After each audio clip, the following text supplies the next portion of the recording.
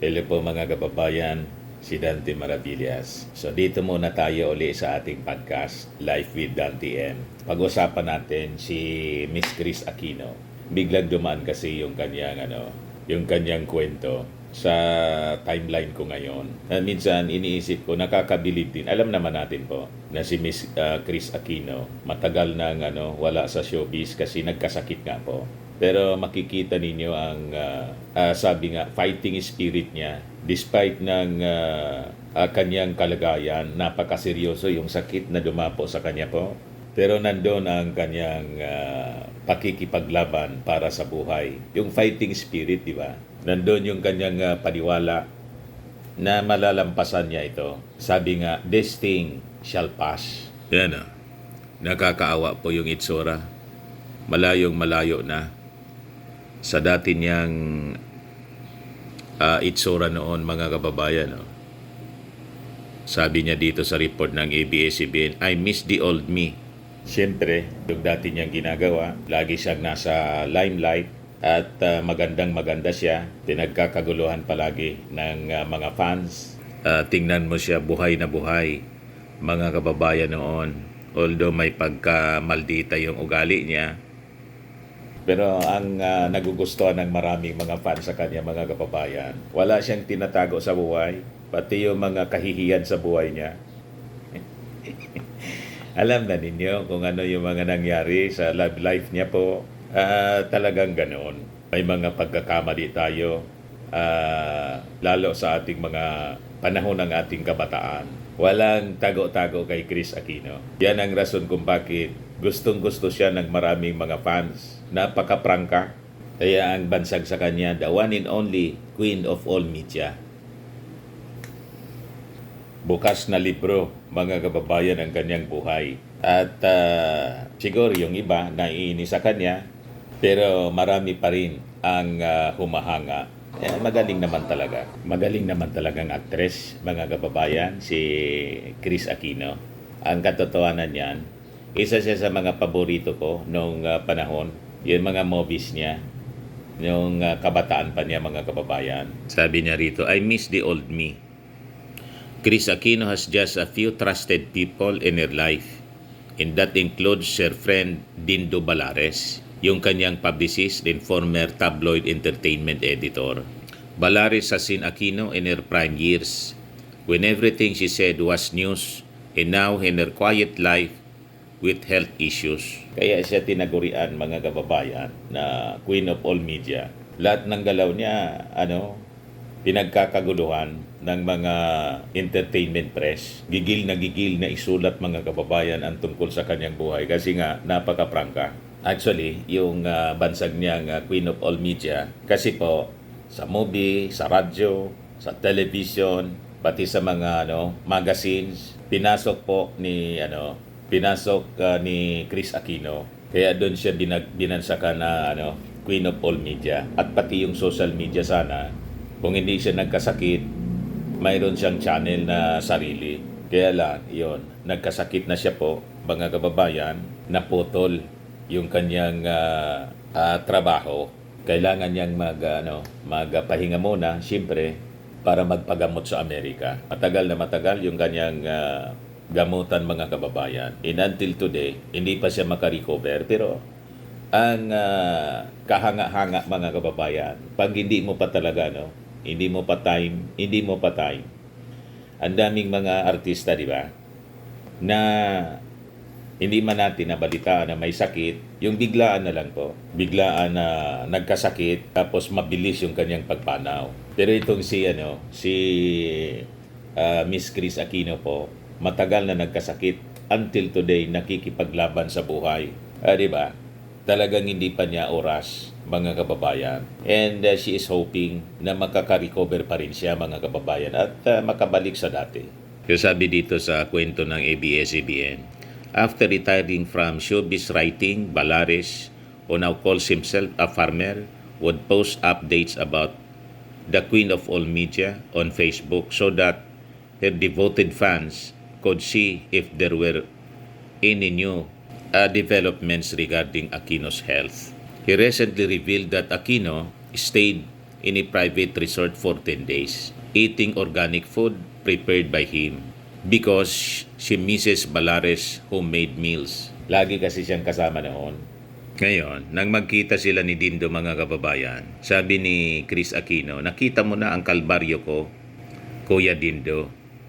Aquino told Balares, which he shared on his Facebook page, along with a photo of Aquino wearing a pink shirt and not looking like the full of life host that people used to see. Hindi siya nahiya na ipakita yung kalagayan niya. Nakaawa-awa. Oh. Tingnan ninyo. Grabe yung pagpayat niya, pagbagsak ng kanyang katawan. Personal ko siya na nakita na si Chris Aquino, mga kababayan. May picture nga ako, hindi ko na lang makuha. May picture kami noong 2010, kampanya ng kanyang kapatid na si Noynoy Aquino for president, running for president. Na-invite ako ng partido, yung Partido Liberal. Pumunta siya dito to endorse Noynoy Aquino. Kinampanya rin. May picture po kami. Hindi ko na, dyan lang yun na nalagay ko sa nawala na. Nakasabit ito dito sa, nakaipit sa mga frames ko, picture frames. Nawala na yata. Full of life pa siya noon mga kababayan. Bata pa at saka maganda pa yung hubog ng kanyang katawan. Hindi pa nangangayayat. Wala pa siyang sakit kasi eh. Pero ito na siya ngayon Tumanda, nangayayat, very sickly ang kanyang itsura po. Pero medyo maganda na rin siya. Medyo may improvement na siya kaysa yung mga naunang pictures na napublish mga kababayan. Na akala natin nga babawian na ng buhay. Pero tingnan ninyo, buhay pa siya hanggang ngayon. Hindi pa niya oras talaga. Nauna pa yung ibang mga artista na hindi man natin nabalitaan na may sakit, pero biglang nagkasakit, ayon, namatay. Kaya marami pa rin ipagpapasalamat itong si Miss Chris Aquino kasi binibigyan pa siya ng pagkakataon ng ating Panginoon mga kababayan na mabuhay para siyempre sa kanyang mga anak. Yung anak pa naman niya, mga kababayan, yung isa autistic po, si Josh, si normal, yung anak niya yung basketball player po, kay James Yap. Kasi sabi ni Chris, nakita mo naman ang kalbaryo ko, Kuya Dindo. Ito ang marahan at mahinang sabi ni Chris habang nakaiga at inaalalayan ko siyang may ayos ang lapat ng kanyang ulo sa unan, sabi po ni Balares. Nasa gitna kami ng isa sa aming mga pag-uusap nang samahan ko siya for 10 days sa kanyang paninirahan sa private resort ng kanyang generous at maalagang family friends. Makikita ninyo, yung nag-aalaga, yung mga family friends. Kasi nga po, hindi siya nagka-family na yung permanent. Laging hindi siya mapalad, mga kababayan, pagdating sa love life. Yun din yung nakakaawa sa kanya. May latest sana, di ba? Isang politiko. Ayun, mga short-lived lang lagi. Hindi nga 1 buwan, yun 3 buwan, mga kababayan. Tapos, nabalitaan natin, wala na naman yung isang politiko. Marami kaming mga napagkwentuhan at humingi ako ng permiso na isulat at ishare sa kanyang loyal followers, pati pictures. Pumayag naman si Chrissy. So ito na nga yung picture niya, mga kababayan. Kung iba-iba, hindi na to gagawin, mga kababayan ni Chris Aquino, na makita siya ng kanyang mga fans na kaawa-awa yung kalagayan, di ba? Pero okay lang sa kanya. Kasi siyempre, yung mga fans niya, mangungumusta kung ano na yung kalagayan. That is normal.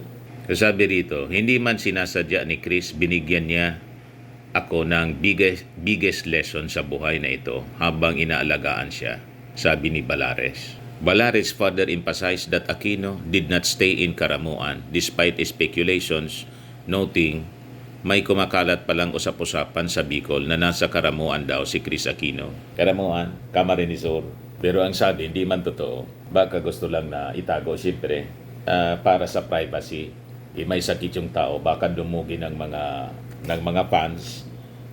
Siyempre, yun ang iniiwasan. Kaya yung pagkalat ng mga kwentong ganito, kailangan ma-address agad kasi maistorbo yung tao, di ba? May sakit pa naman. Sunod-sunod ang mga kaibigan at kapwa Bicolano na kumukontak at nagtatanong sa akin para isa na lang ang sagot dito na lang po. Sabi niya, hindi totoo. Wala po si Chris sa Karamuan at wala rin po ako yan. He clarified. Kamsor, yung Camarines Sur, katabing probinsya ng Albay, yung lugar po ni Leni Robredo. Si Leni Robredo, dating Vice President sa Kwansya, Naga City. Karamuan, sakop ng Camarines Sur. Pero yung Naga, capital city ng Camarines Sur. Lugar ni Villapuerte, yung gobernador at saka yung congressman. So ano yung latest sa kwento tungkol kay Chris? So, ito na nga.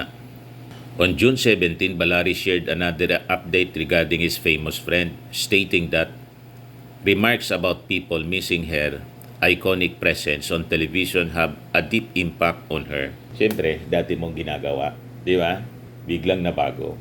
Talagang, that is, it's a mental torture kahit sa kanino man, mga kababayan. Nawala ka sa dati mong ginagalawan, sa dati mong mundo, sa iyong dating nakasanayan, yung routine mo. Very busy ka palagi at lagi kang may mga kausap na mga tao and lagi kang pinag-uusapan and bigla ito yung kanyang buhay, mga kababayan. They were discussing the viral video about how much viewers miss Aquino, which including her iconic TV moments and famous lines. Balaris wrote on Facebook, pero hindi roon natapos kasi hanggang nakauwi na ako, tuloy ang usapan namin sa chat tungkol sa viral video. Aquino told Balares, you were asking me what I believe sets me apart. It's because I can laugh at the weirdest things that come popping out of my mouth. She added, when you can laugh at yourself, winner ka na because having the ability to take life in all its quirks is what keeps one from getting too full of yourself. My mom and dad had that, and thank God, I also inherited it. Sabi po ni Miss Chris Aquino. Ngayon, shinare niya rin kay Balares how much she misses her old self and how much it hurts. Nakakalungkot talaga, mga kababayan, na dati, kada bukas ng television, ayan, makikita mo yung mga TV plugs ng mga programa ni Miss Chris Aquino. Di ba? Matagal na panahon yung kanyang pag-host ng mga top rated programs. Kaya sabi niya rito, tinamaan ako, Kuya Dindo. People do not realize how much I miss the old me. Aquino said, reacting to the viral video. But I am human and it hurts so much, sabi po niya. Balaris concluded, natulala na lang ako, di malaman kung ano ang isasagot. Aquino's publicist and friend would often share encouraging words and prayers on Facebook, with one of his prayers being for Aquino's complete healing. He has protected Aquino in the majority of her controversies, but he is praying for health this time. Talagang totoong kaibigan din, mga kababayan, nitong si Dindo Balares. Ayan si Dindo Balares, mga kababayan. Yung mga post niya, mga old photos ni Miss Chris Aquino. Post niya, mga kababayan, sa Instagram. Ito yung mga reactions ng mga netizens.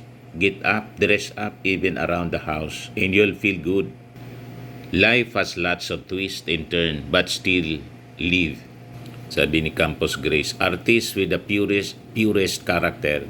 Sabi ni Kim, Chris, ganyan talaga buhay.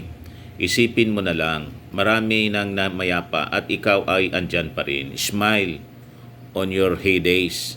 Celebrate life. Sabi ni Jerito Burak Balana, there's something sacred in remembering your old self. Not to mourn what was lost, but to remind your heart that healing is possible. That vibrant, healthy version of you was not left behind.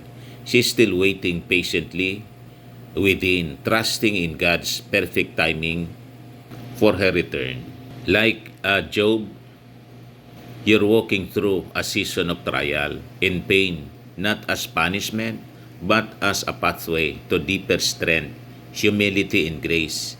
What feels like a loss now many may actually be preparing you for a restoration far greater than before, so that you can be an inspiration to others who too undergo similar excruciating pain. God is not done with your story. The same God who allowed Job to be tested in the same God is the same God who doubled his blessings in the end, because Job never let go of his faith. Hold on even in your quiet suffering. Heaven hears you. The Lord blessed the latter part of Job's life more than the former part. Yan ang biblical story po ng buhay ni Job na nabulok yung katawan, daming sugat, naubos yung kanyang mga properties. Pero in the end, nakikita ninyo yung buhay ni Job na heal siya. Then yung kanyang kayamanan na doble na triple pa. Di ba? So tama yung sinabi ng isang netizen. Yung ating Panginoon hindi pa tapos in dealing with the story of Chris Aquino. Life story of Chris Aquino. Ayan siya, mga kababayan, sa kanyang prime years sa television, sa showbiz. Nakakabilib din yung kanyang fighting spirit, di ba po? Talagang lumalaban siya para sa buhay at para sa kanyang mga anak kasi. Sabi ni Christina Rose Sarate, as much as I was not really a fan of you as a celebrity, you were still very much present while I was growing up. So even though I was not a fan, I still do miss the old days. I hope you get better soon. God bless you. Sabi ni Lingers Perfume, praying for your recovery, Miss Chris, in spite of you are going through of all you are growing through, you continue to share to the less fortunate. Your generosity and empathetic heart will send the message to the Creator. Sabi ni Christopher Allen Poblete, time to look back and reflect. God has a way to tell us. There are reasons why He allows pain and suffering to change our mindset and redirect our path. We must humble ourselves before God. Tama po. Sabi ni Florida Calinaw, Jesus' command in John 5:8 to get up, pick up your mat and walk demonstrates His divine authority over physical ailments in the natural world. Have faith, Miss Chris. Many are praying for you. Talagang makabagbag damdamin, mga kababayan, yung pinagdadaanan ngayon ni Miss Chris Aquino. Sabi ni Elena Bisara, we miss you too, Miss Chris. Praying for your fast recovery. In Jesus' name, Amen. Sabi ni Ann Ramos, same here, living with lupus for almost 11 years and I miss my old self. So, maraming nakaka-relate sa kanya kasi may mga tao na ganun din yung mga pinagdadaanan ngayon. Sabi ni Gijo, keep fighting and believing in God's healing grace, Miss Chris. You can beat this because your faith is stronger than the trials you're going through. Sabi ni Ludivina Monchol Solemilio, a very strong woman even at her deepest worst life.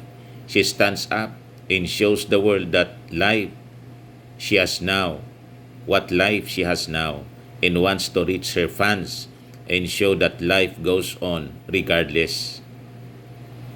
Keep faith. Yun din yung nakakabilib sa kanya. Kasi kung iba-iba po na tao, hindi na siya magpapakita pa para malaman ang kanyang ng mga fans niya, malaman ng mga tao yung kanyang kaawa-awang itsura. Grabe po yung pagbagsak ng kanyang katawan, ng kanyang itsura. Di ba po? Pero iba si Miss Chris Aquino. Malakas ang loob, mga kababayan, at hindi siya nahiya na i-share yung kanyang kalagayan sa kanyang mga fans. Sabi ni Jijumar Pasete, same, Chris Aquino is one of the best TV host I ever watched. Yan naman talaga po. Napakagaling niya na TV host. Mabilis, napakatalino niya eh. Mabilis mag-isip. Sabi ng isa pa, si Alice Aldovino, I miss you, Miss Chris. You are a great host. I like the way you act. So kind and generous fellow. Really. How I wish you recover the illness and please God Jesus out. Lord our Savior, hear our prayers for the whole world and Miss Chris. Amen. Sabi ni Mary Jane Hernandez, with God's grace, you will be healed completely. You are an inspiration to many people. Sabi ni Enek Litz, keep fighting, Chris, for your kids and keep praying. God always with you. Sabi ni Ninette Aloro Montiliano, don't give up, Chris. Many are praying for you. Keep the faith. God loves you and will heal you in His perfect time. God bless you always and your sons. Sabi ni Alin, we all miss the old me in some point of our lives. We understand how you feel. God bless you. Serenity in mind and in spirit, knowing the Lord mysteriously works for the best. He got you because you are His own. Sabi ni Richelle, we miss you too. I grew up believing that you were just an annoying rich madam on TV who creates new issues every now and then. But now that I know better, I realize how much of a character you really are. Sabi ni Lablitz, I miss you, Miss Chris, the old one, yung tawa mo at smile mo. Please, Lord, heal Miss Chris. Amen. Sabi ni Irene, God bless, Miss Chris. I think everyone will agree that we miss the memories of our old self when life was just simple but happy. Sabi ni Liz, praying for complete healing and full recovery, no more symptoms for asthma, allergies, and no complications. Give more strength and more energy in Jesus' mighty name. Amen. Sabi ni Sosi, complete trust in God, total surrender, entrust yourself to God's mercy and His love. No other way, in His time, in His way, He makes all things beautiful. Believe God is good. Amen. Chris, I have you in my prayers that you shall proclaim God's kingdom with His mercy and love. So, we wish, mga kababayan, and we pray na makabalik sa dati, makarecover itong si Miss Chris Aquino para sa kanyang mga anak. Single mother pa naman siya, mga kababayan. So, yun muna, mga kababayan, yung ating podcast ngayon, Life with Dan TM. Para iba naman, hindi puro politika, mga kababayan, kundi mga kwento ng buhay na pwede nating mapulutan ng aral. At dito, sa kwento ni Chris Aquino, yung lesson na napulot natin ng buhay is actually a precious gift sa atin ng Panginoon. So that we have to use our days wisely. Tama po? So, kung hindi pa po kayo nakapag-subscribe dito sa ating YouTube channel, Life with Dan TM, click subscribe nyo po. And share naman po ninyo sa inyong mga kaibigan ng ating podcast. Ako po si Dante Maravillas. Bye-bye. God bless.